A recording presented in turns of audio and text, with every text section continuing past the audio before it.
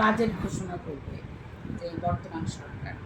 আমরা ইতিমধ্যে জাতীয় প্রেস ক্লাবে 5ই জুন সংবাদ সম্মেলন করে আমাদের যে দাবি দেওয়া এবং ছায়া বাজেট আমরা পেশ করেছি, সেখানে কৃষকের পক্ষে কথা ছিল, শ্রমিকের পক্ষে কথা ছিল, শিক্ষার পক্ষে কথা ছিল।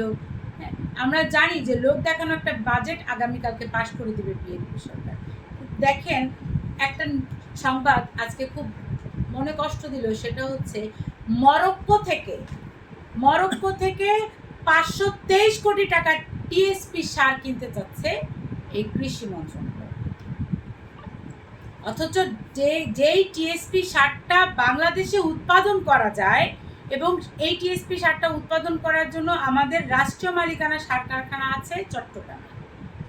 বারবার বলা হয় কি, প্রয়োজনের তুলনায় সার উৎপাদন খুব কম হয়। বাড়ান, উৎপাদন বৃদ্ধি করেন না কেন? উৎপাদন বৃদ্ধি করেন। আবার আরেকটা নিউজে দেখা গেছে যে বাংলাদেশের সার এখন সিন্ডিকেটের হাতে। আমরা দেখেছি না কয়েক মাস আমাদের যে জ্বালানি তেল কিভাবে সিন্ডিকেটের হাতে চলে গিয়েছিল। সংসদে বলেছে তেল আছে, আপনারা চিন্তা করবেন না, তেল হয়ে যাবে, তেল আছে, কোনো সমস্যা নাই। অথচ মানুষ যখন তেল নিতে গিয়েছে কোথাও কোনো তেল নাই। সকাল থেকে রাত অবধি সিরিয়াল দিয়ে পাম্পের সামনে আমার ভাইয়েরা, আমার বোনেরা বসে থেকেছে ছাতা মাথায়, ওখানে কাঁথা কম্বল বালিশ নিয়ে ঘুমিয়েছে। যখন তেলের দাম বাড়িয়ে দিয়েছে তখন এই সিন্ডিকেটটা বেরিয়েছে। ঠিক একইভাবে এই টিএসপি সারের কিন্তু সিন্ডিকেট করে সব সার মজুত করে রাখা হয়েছে কুষ্টিয়ায়।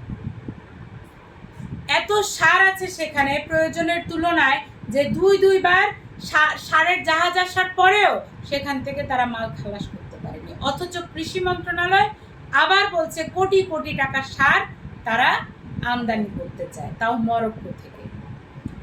স্বৈরাচারের আমলেও আমরা চাল ডাল আমদানি করেছি, আলু আমদানি করেছি, এই আমলেও আমরা খালি আমদানি করব। দেশকে এরা উৎপাদনমুখী করতেই পারে না। নতুন ধারা বাংলাদেশের বাজেটের ব্যাপারে সবসময় একটা কথা বলা থাকে, কৃষিতে বাজেট বাড়াবেন, প্রয়োজনে ভর্তুকি দিবেন, শিক্ষায় বাজেট বাড়াবেন, প্রয়োজনে ভর্তুকি দিবেন, স্বাস্থ্য বাজেট বাড়াবেন, প্রয়োজনে ভর্তুকি দিবেন, শ্রমে বাজেট বাড়াবেন, শ্রম বান্ধব বাজেট দিবেন। কিন্তু তারা সব সময় ভৌত বাজেট বাড়ায়, কর বাড়ায়। কর আপনার উপর, আমার উপর, আমাদের ঘাড়ের উপর চাপিয়ে দিয়ে তারা রাজস্ব আয় দেখায়। অথচ জামাতের নেতারা কোরবানি দেয়, কেউ 65টা গরু, কেউ 100টা গরু। যেই জামাতের নেতা 65টা গরু কোরবানি দিল প্রতিযোগিতা করতে করতে, সে তার নির্বাচনী ইস্তিহারে লিখেছিল তার বছরে আয় 9 লক্ষ টাকা। তাহলে নতুন ধারা বাংলাদেশের পক্ষ থেকে আমরা জানতে চাইতেই পারি, যে ব্যক্তির বছরে আয় হয় 9 লক্ষ টাকা, সে কিভাবে এক কোরবানে 65টা গরু জবাই দেয়? কয়েক মাসের ভিতরে কি আলাদিনের চেলাক পেয়ে গেল? তার মানে কালো টাকা। রাজস্ব আয় কি শুধু আপনার আমার ঘাড়ের উপর দিয়ে আয়কর বাড়িয়ে দিলে হয়ে যায়? কালো টাকাগুলোকে তো তারা